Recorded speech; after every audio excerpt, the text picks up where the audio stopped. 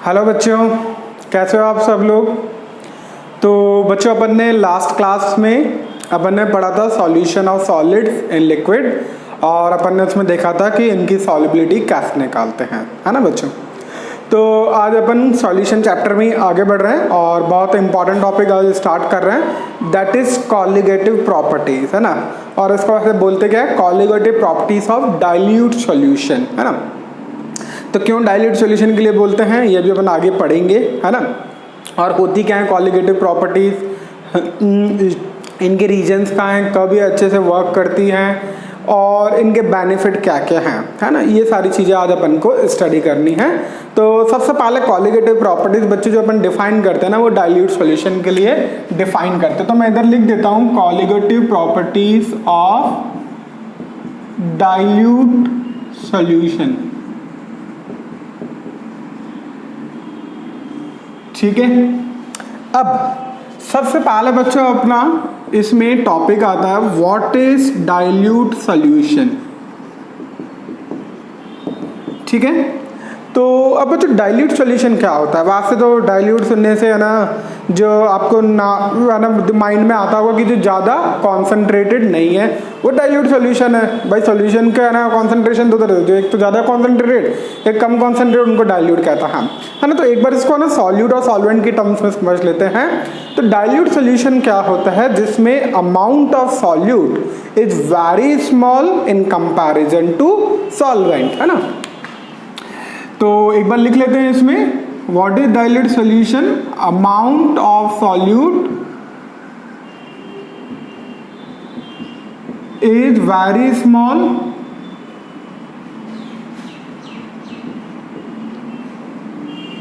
in comparison to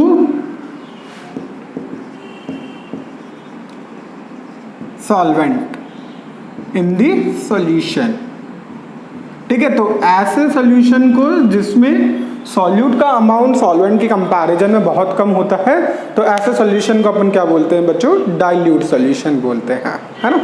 चले आगे। तो पहले डाइल्यूट सॉल्यूशन क्लियर है ना। अब डाइल्यूट सॉल्यूशन बच्चों एक बहुत ही स्पेशल टाइप की प्रॉपर्टीज कैरी करते हैं, है ना, जिनको अपन क्या बोलते हैं, कॉलिगेटिव प्रॉपर्टीज, है ना। तो पहले अपन देख लेते हैं कॉलिगेटिव प्रॉपर्टीज होती क्या क्या है। What are the colligative properties,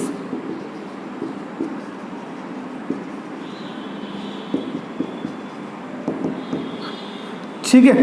तो ये चार प्रॉपर्टीज होती है कॉलिगेटिव प्रॉपर्टीज बच्चों। तो फर्स्ट वन है लोअरिंग ऑफ वेपर प्रेशर, ठीक है। सेकंड है the second property is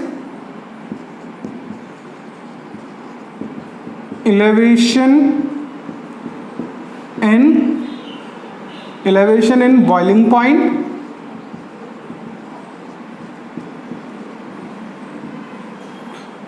third property है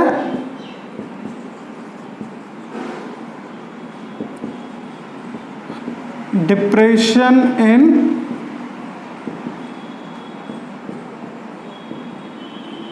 freezing point, and fourth property है बच्चों osmotic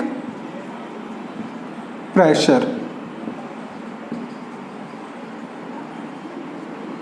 So these are the four colligative properties we have to study, and for what type of solution it is applicable, it is applicable for dilute solution, because वही dilute solution ही ये properties carry करते हैं, बाकी और कोई solution ये properties carry नहीं करता है ना। तो ये तो बच्चा अपन ने देखा कि कौन से सॉल्यूशन में वर्क करती हैं कॉलिगेटिव प्रॉपर्टीज, होती क्या है, ये चार प्रॉपर्टीज, इनको अपन बोलते हैं कॉलिगेटिव प्रॉपर्टीज। एक तो सॉल्यूशन का वेपर प्रेशर लोअर हो जाता है, दूसरा बॉइलिंग पॉइंट इंक्रीज हो जाता है, तीसरा फ्रीजिंग पॉइंट डिक्रीज हो जाता है, और चौथा ऑस्मोटिक प्रेशर। तो ये अपन सारी चीजें अपन देखेंगे कॉलिगेटिव प्रॉपर्टीज में। तो आज का अपना जो टॉपिक है वो मेनली है, पहले ही अपन first type of colligative properties को ढंग से स्टडी करेंगे, that is lowering of vapour pressure, right. अब बच्चों ये तो अपन ने देखा कि कॉलिगेटिव प्रॉपर्टीज कौन कौन सी होती हैं। है ना। तो अब कॉलिगेटिव प्रॉपर्टीज का है ना कब वर्क करती हैं बहुत अच्छे से, या इनका बेनिफिट क्या है ना। So what are the benefit advantage of ना studying the colligative properties. So the main advantage of colligative property is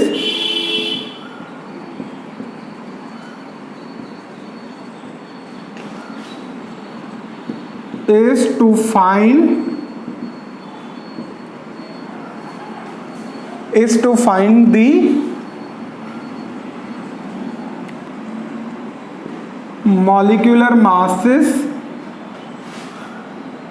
find the molecular masses of solute and solvent। तो बच्चों इसका एडवांटेज क्या है, कॉलिगेटिव प्रॉपर्टी का मेन एडवांटेज है कि आप इससे सॉल्यूट एंड सॉल्वेंट के मॉलिक्यूलर मासेस फाइंड कर सकते हो, है ना। कैसे फाइंड करेंगे अभी अपन आगे देखेंगे। तो पहला अपन ने देखा डायल्यूट किसके कॉलिगेटिव प्रॉपर्टी कौन से टाइप के लिए सॉल्यूशन के लिए वर्क करती है, दैट इज डायल्यूट सॉल्यूशन। दूसरा कॉलिगेटिव प्रॉपर्टीज होती कौन कौन सी, ये 4 प्रॉपर्टीज बच्चों कॉलिगेटिव प्रॉपर्टीज होती हैं। और दूसरा इसका एडवांटेज क्या है, to find the molecular masses of solute and solvent, है ना।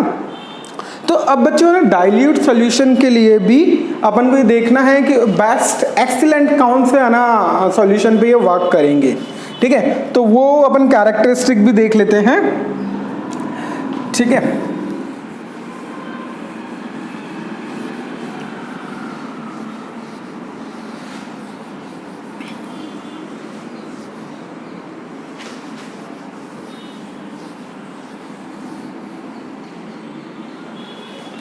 So the colligative properties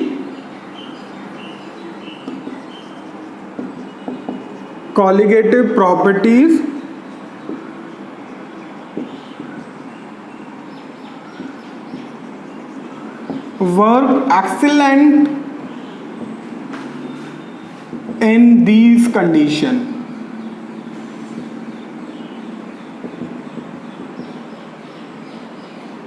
ठीक है, कौन कौन सी कंडीशन में ये एक्सीलेंट वर्क करती है। पहली कंडीशन है वो अपन पढ़ ही चुके हैं, सॉल्यूशन मस्ट बी डाइल्यूट। जो सॉल्यूशन है वो डाइल्यूट होना चाहिए। सेकंड, जो आप इसमें सॉल्यूट मिला रहे हैं, solute should be non volatile.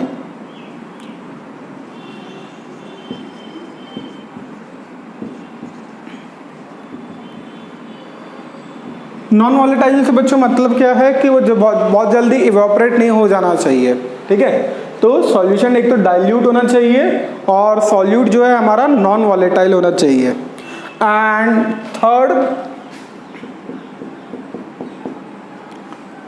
Third important condition जो है, solute should not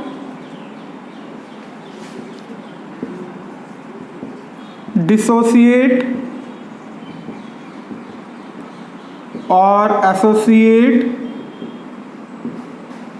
in the solution, ठीक है। तो सॉल्यूट एक तो उसमें आना डिसोसिएट डिकम्पोज नहीं हो जाना चाहिए, डिसोसिएट नहीं होना चाहिए सॉल्यूशन में, और ऐसा नहीं कि सॉल्वेंट के पार्टिकल के साथ एसोसिएट होकर कोई नया कंपाउंड बना रहा है। तो ये 3 कंडीशन है, अगर ये 3 कंडीशन सेटिस्फाई होती है तो कॉलिगेटिव प्रॉपर्टी बहुत अच्छे रिजल्ट देती है to find the molecular masses of solute and solvent. क्या क्या है एक बार फिर से देख लेते हैं। सॉल्यूशन एक तो डाइल्यूट होना चाहिए, दूसरा सॉल्यूट नॉन वॉलेटाइल होना चाहिए। नॉन वॉलेटाइल का मीनिंग पता है कि ऐसे सब्सटेंस जो इजीली इवेपोरेट नहीं होते हैं, ठीक है। और सॉल्यूट डिसोसिएट और एसोसिएट नहीं होना चाहिए इजीली, ओके। चलें आगे। So these are the condition in which the colligative property work excellent, right? Okay.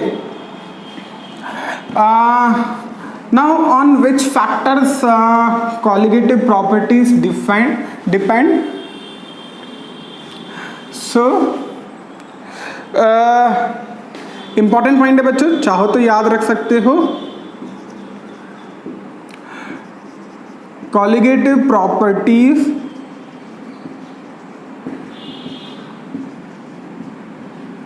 Depend only on the number of molecule of solute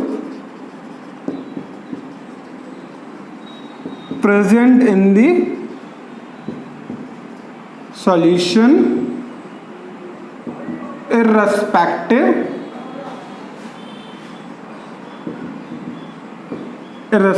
of nature of solute।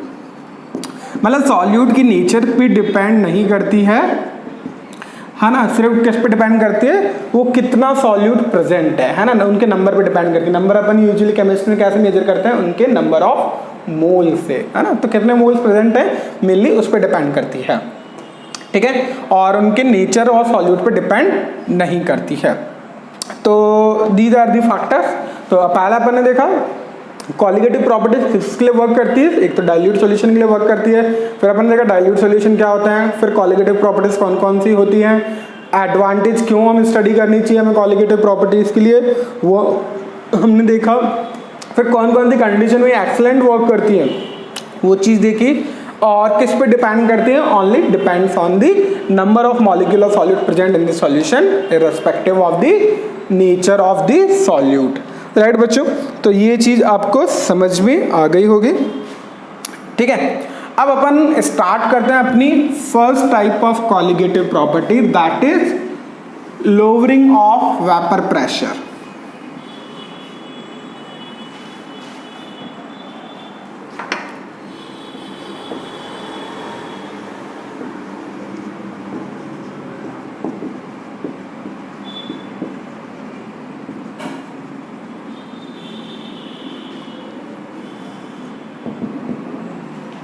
ठीक है, तो हमारी फर्स्ट टाइप की lowering property है lowering of vapour pressure, है ना। अब lowering of vapour pressure क्या है कि जो सॉल्वेंट अगर हमारा प्योर सॉल्वेंट होता है ना, तो उसका वेपर प्रेशर ज़्यादा होता है, और जब उसमें अपन सॉल्यूट मिलाते हैं तो सॉल्यूशन बन जाता है। तो सॉल्यूशन बनने के बाद जो वो कंबाइंड सॉल्यूशन का जो वेपर प्रेशर आता है ना, वो प्योर सॉल्वेंट से कम आता है, तो इसको अपन क्या बोलते हैं, लोअरिंग ऑफ वेपर प्रेशर, है ना। अब पहले अपन इसको समझते हैं कि ये क्यों होता है ना, ये क्यों होता है, फिर बाद में है ना इसके ऊपर अपन कुछ एक लॉ देखेंगे, और उस लॉ से अपन है ना मॉलिक्यूलर मासेस कैसे फाइंड करेंगे वो चीज़ अपन समझेंगे, राइट। तो why when we dissolve solute in the solvent, so why this phenomena happens, that is lowering of vapour pressure. ऐसा क्यों होता है, तो बच्चों इसको समझने के लिए ना फर्स्ट चीज़ है कि जैसे ही आप सॉल्यूट को सॉल्वेंट में डिसॉल्व करते हो तो क्या होता है कि वो कुछ सरफेस एरिया एक्यूमुलेट करते हैं। तो सरफेस एरिया एक्यूमुलेट करते हैं तो क्या होता है कि सॉल्वेंट का सरफेस एरिया कम हो जाता है। सॉल्वेंट का सरफेस एरिया कम होता है तो इनकी रेट ऑफ इवेपोरेशन डिक्रीज होती है, और रेट ऑफ इवेपोरेशन डिक्रीज होती है तो इनका वेपर प्रेशर भी डिक्रीज हो जाता है। So the first reason is why lowering of vapour pressure is happen. तो क्या होता है, solute particle accumulate the surface area, ठीक है। जब आप जैसे ही सॉल्यूट पार्टिकल को उसमें सॉल्वेंट में डालोगे तो ये क्या करेंगे, सरफेस एरिया एक्यूमुलेट करेंगे। दिस टेंड टू, ठीक है, this will decrease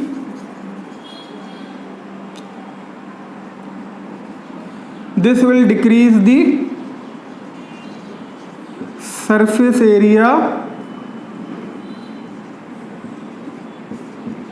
this will decrease the surface area of the solvent, ठीक है। सरफेस एरिया सॉल्वेंट का डिक्रीज हुआ तो क्या होगा, then this will lead to decrease the rate of evaporation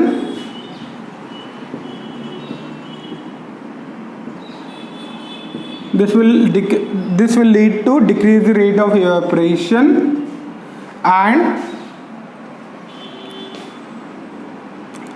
this will decrease the rate of evaporation and thereby decrease the vapour pressure. ठीक है, समझ में आया बच्चों? तो होता क्या है, जैसे ही आप सॉल्यूट पार्टिकल को डिसॉल्व करते हो सॉल्वेंट में, तो उससे क्या होता है कि उनका सरफेस एरिया, कुछ सॉल्यूट पार्टिकल कुछ सरफेस एरिया अक्यूमुलेट करते हैं। वो सरफेस एरिया अक्यूमुलेट करेंगे तो क्या होगा, सॉल्वेंट का सरफेस एरिया डिक्रीज होगा। सॉल्वेंट का सरफेस एरिया डिक्रीज होगा तो इनके रेट ऑफ इवेपोरेशन डिक्रीज होती है और उसकी वजह से हमारा क्या होता है कि उसका वेपर प्रेशर कम हो जाता है ना। सेकंड रीजन है, सेकंड जो रीजन है बच्चों इसका रेट ऑफ इवापोरेशन जो होती है ना, that is inversely proportional to root of density, है ना। इसको अपन है ना बच्चों ग्राम्स लॉ भी बोलते हैं।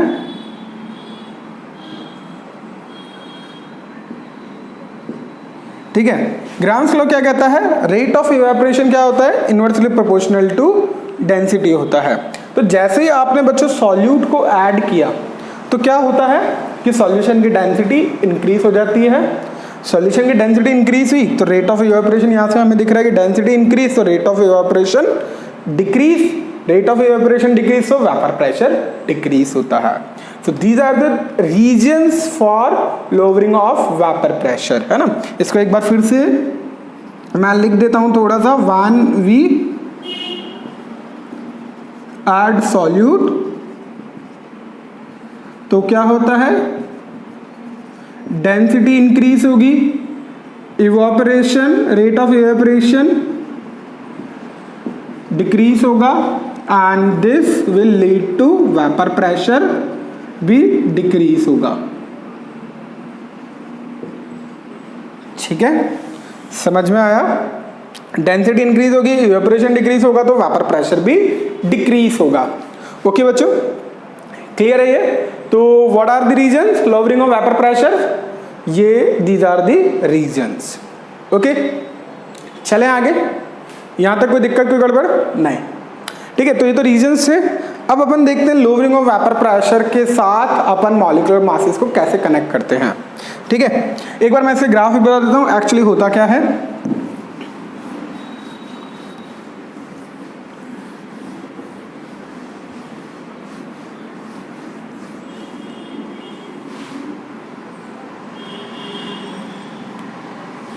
ठीक है, तो इसका अपन बच्चों ग्राफ देख लेते हैं यहाँ पे।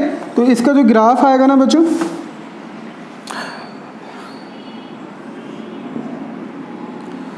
ठीक है, ये जो ग्राफ आएगा इसका, इधर अपन टाइम प्लॉट कर लेते हैं और इधर अपन रेट प्लॉट कर रहे हैं वाई एक्सिस पे। तो जो प्योर सॉल्वेंट होगा ना, पहले शुरुआत में क्या होगा, कंडेंस होगा और बाद में इक्विलिब्रियम आ जाएगा। ठीक है, ये क्या है, रेट ऑफ कंडेंसेशन। ठीक है, ये क्या आ गया बच्चों, जहां स्ट्रेट लाइन आना शुरू हो गई, ये इक्विलिब्रियम की स्टेज है। ठीक है, that is rate of evaporation. तो इक्विलिब्रियम की स्टेज है। ये किसके लिए बनाया अपन ने, प्योर सॉल्वेंट के लिए। और जब आप सॉल्यूट डिसॉल्व करोगे ना तो यही कर्व बच्चों इस तरीके से आ जाएगी। वापिस से ये जो स्ट्रेट लाइन आ रही है, ये बच्चों कौन सी कंडीशन है, इक्विलिब्रियम की, और ये सॉल्यूशन की कर्व है। तो देखो यहां पे बच्चों, जैसे अपन ने ये वही रेट ऑफ कंडेंसेशन,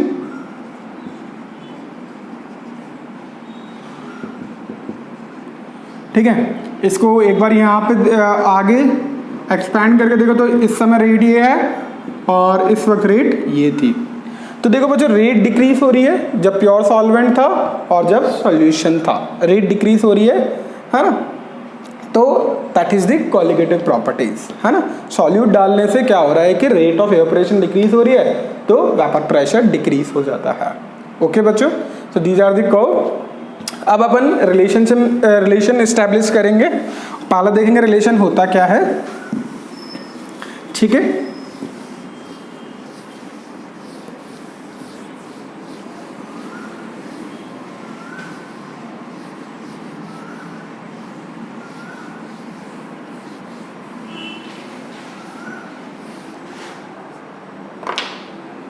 ठीक है, अब बच्चों अपन इस्टेब्लिश करते हैं vapour pressure, lowering vapour pressure का mathematical formula.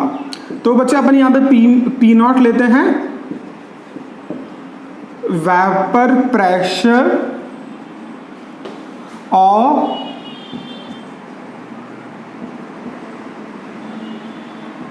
Pure solvent. PS ले रहे हैं बच्चों, वेपर प्रेशर ऑफ सॉल्यूशन। अब बच्चों आपको पता है कि जब सॉल्यूट ऐड कर रहे थे वेपर प्रेशर डिक्रीज होता है, तो डिक्रीज क्या होगा, ये ज्यादा होता है ये कम होता है। आप अपन को पता है, we know vapour pressure will decrease when we add the solute, है ना। तो P not minus P S को अपन क्या डिफाइन करते हैं, lowering in the vapour pressure. ठीक है, lowering in the vapour pressure. Okay, अब एक टर्म और डिफाइन कर रहे हैं अपन, P not minus P S upon P not, that is called as relative lowering in the vapour pressure.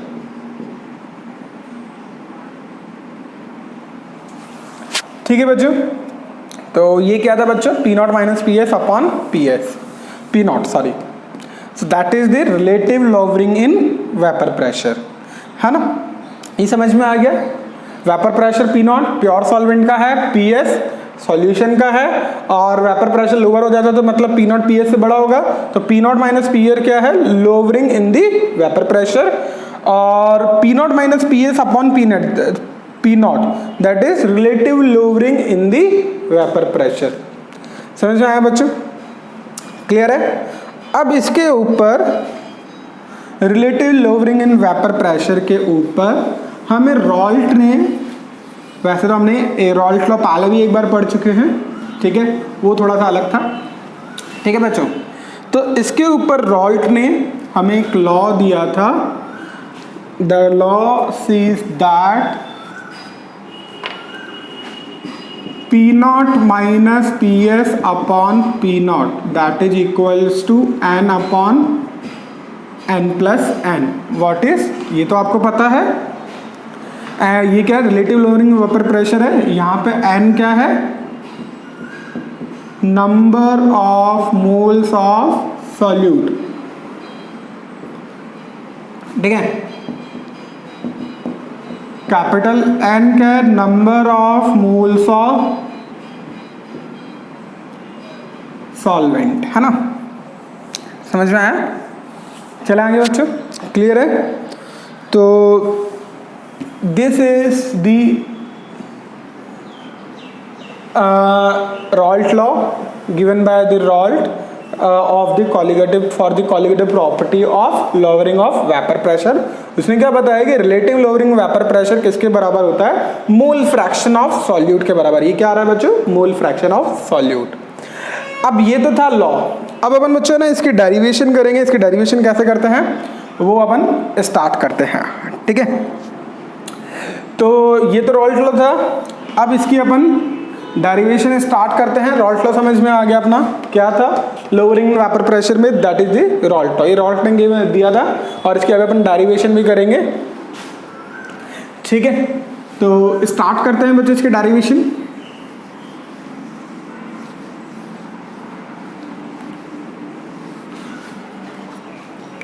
Now what we are doing,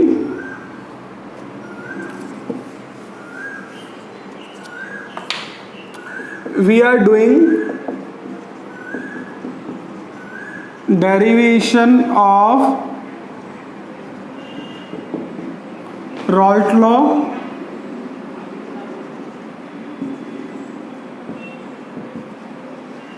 for dilute solution।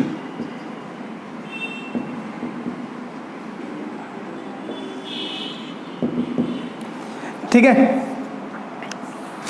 अब बच्चों ने अपन ने पढ़ा था कि इसका वेपर प्रेशर लोअर क्यों होता है। वेपर प्रेशर इसलिए लोअर होता है कि जब अपन उसमें डालते हैं सॉल्यूट डालते हैं तो सरफेस एरिया वो एक्वायर कर लेते हैं, तो उससे क्या होता है कि उसका सरफेस एरिया डिक्रीज हो जाता है सॉल्वेंट का, है ना। तो एक्चुअली हमारा है ना वेपर प्रेशर किस पे डिपेंड कर रहा है, सरफेस एरिया के ऊपर। सरफेस एरिया वो कितना सरफेस एरिया एक्वायर कर रहा है, ठीक है। अब सरफेस एरिया ज़्यादा कब एक्वायर करेगा, जब सॉल्वेंट के पार्टिकल ज़्यादा होंगे। सॉल्वेंट के पार्टिकल ज़्यादा कब होंगे, जब उनका मोल फ्रैक्शन ज़्यादा होगा। तो अपन क्या कह सकते हैं बच्चों, वी कैन से दैट कि जो सॉल्यूशन का जो वेपर प्रेशर आएगा वो ज़्यादा कब आएगा, जब उसमें सॉल्वेंट का वो किसके प्रोपोर्शनल आ रहा है, वो सॉल्वेंट के मोल फ्रैक्शन के प्रोपोर्शनल आ रहा है। अभी मैंने बताया कि भाई जितने ज़्यादा सॉल्वेंट मॉलिक्यूल प्रेजेंट होंगे, है ना, उनका मोल फ्रैक्शन जितना ज़्यादा होगा उतना ही सरफेस एरिया वो ज़्यादा एक्वायर करेंगे और उससे ही हमारा क्या आएगा, वेपर प्रेशर ज़्यादा आएगा।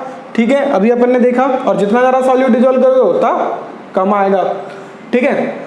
अब यहाँ पे हमने देखा कि यहाँ पे PS किसके प्रोपोर्शनल आ रहा है, मोल फ्रैक्शन ऑफ सॉल्वेंट, है ना। ये क्या है बच्चों, मोल फ्रैक्शन ऑफ सॉल्वेंट अभी पढ़ चुके हैं अपन ना।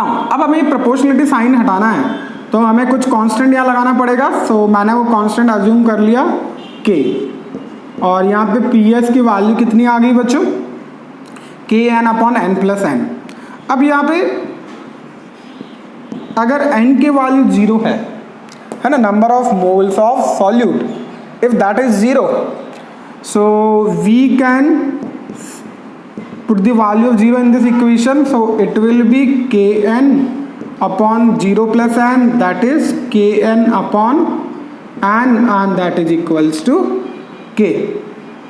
और हाँ, जब है ना ये सॉल्यूट, जब ये नंबर ऑफ मोल्स 0 हो जाएंगे सॉल्यूट के, तो जो सॉल्यूशन का वेपर प्रेशर किसके बराबर हो जाएगा, सॉल्वेंट के वेपर प्रेशर के बराबर हो जाएगा। और सॉल्वेंट का वेपर प्रेशर अपन ने क्या लिया था, P0। तो यहाँ पे अपन बच्चों इस PS को भी अपन क्या लिख सकते हैं, P0 लिख सकते हैं, ठीक है। If n is equals to 0 this implies PS is equals to P0। तो यहाँ PS की वैल्यू अपन ने P0 पुट करी और n के लिए 0 पुट करी, तो P0 की वैल्यू किसके बराबर आ गई, K के बराबर। तो यहाँ पे इस K की वैल्यू अपनी यहाँ पुट कर दें। So PS is equals to P0n/n+n, ये आ गया हमारे पास, ठीक है। P0 को इधर डिवाइड कर देते हैं अपन, तो PS/P0, ओके, वो कितना आ जाएगा, n/n+n, ठीक है। इसका रेसिप्रोकल लो एक बार, सो P0/PS, ये हमारे पास क्या आ जाएगा बच्चों, n+n/n, ठीक है। इसको डिवाइड करेंगे तो ये क्या आएगा, n/N+1, ये आ जाएगा। नेक्स्ट लाइन में अब क्या होगा, हमारा P0/PS किसके बराबर आया है बच्चों, n/N+1 के बराबर आया है। इस 1 को इधर ले जाते हैं तो P0/PS -1, दैट इज n/N। आगे सॉल्व करते हैं तो ये क्या आ जाएगा, P0 - PS। इसमें बच्चों नीचे PS आ रहा है अपना, तो इसके लिए अपन क्या करते हैं बच्चों, अपन इसके लिए क्या करते हैं, PS/P0 ले लेते हैं, है ना। एक काम करते हैं, इसको अपन ये अपन ने P naught upon P S लिया है, ठीक है, तो इसको P S upon P naught ले लेते हैं अपन। तो हमारे पास P S upon P naught ये आया है, ठीक है। अब हम क्या करते हैं, दोनों तरफ है ना, दोनों को 1 से माइनस कर दो, ठीक है। तो मैं इसको भी 1 में से माइनस कर देता हूँ और इसको भी 1 में से सब्ट्रैक्ट कर देता हूँ, ठीक है। चलें आगे, इसको भी मैंने 1 में से सब्ट्रैक्ट किया और इसको भी 1 में से सब्ट्रैक्ट कर दिया, ओके। तो क्या होगा बच्चों, एलसीएम लेके सॉल्व करेंगे तो ये क्या आएगा, P not minus P S upon P naught, और इधर क्या आ जाएगा, N plus N minus N upon N plus N. तो P not minus P S upon P naught that is equals to n upon n plus n. So this is the law which we have studied, right बच्चों, समझ में आ गया आपको? तो कोई यहाँ पे दिक्कत नहीं है। So this is the derivation of Raoult law for dilute solution, okay? Clear है? तो ये P not minus P S upon P not क्या था, रिलेटिव लोअरिंग वेपर प्रेशर, और किसके बराबर आता है, that is the mole fraction of solute. Clear है बच्चों यहाँ तक? चलें आगे, तो ये डेरिवेशन भी समझ में आ गई होपफुली। चलो अब अपन इसमें थोड़ा सा आगे बढ़ते हैं। तो बच्चों मैंने क्या बोला था, कॉलिगेटिव प्रॉपर्टी अपन की किस यूज में आती है, to find the molecular masses of solute and solvent, okay. तो आप क्या करोगे, आपके पास ये आ गया पी नॉट, इसको मिटा देता हूं,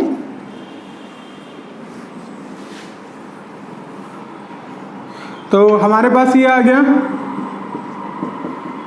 P not minus P S upon P not, that is N upon N plus N, ठीक है।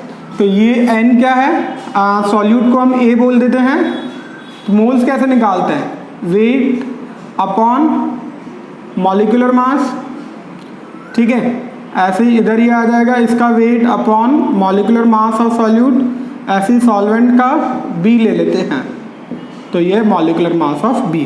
तो जब ये वैल्यूज अपन यहाँ पे वेट अपन कितना सॉल्यूट में, सॉल्यूट और सॉल्वेंट का कितना सॉल्यूशन में, तो हमें पता ही होता है। तो किसी एक का मॉलिक्यूलर मास पर पता हो तो हम दूसरे का फाइंड कर सकते हैं, ठीक है। So this is how to find the molecular masses of solute and solvent, right बच्चों। So this is the lowering of vapour pressure, ठीक है। चलें आगे बच्चों, कोई दिक्कत नहीं है।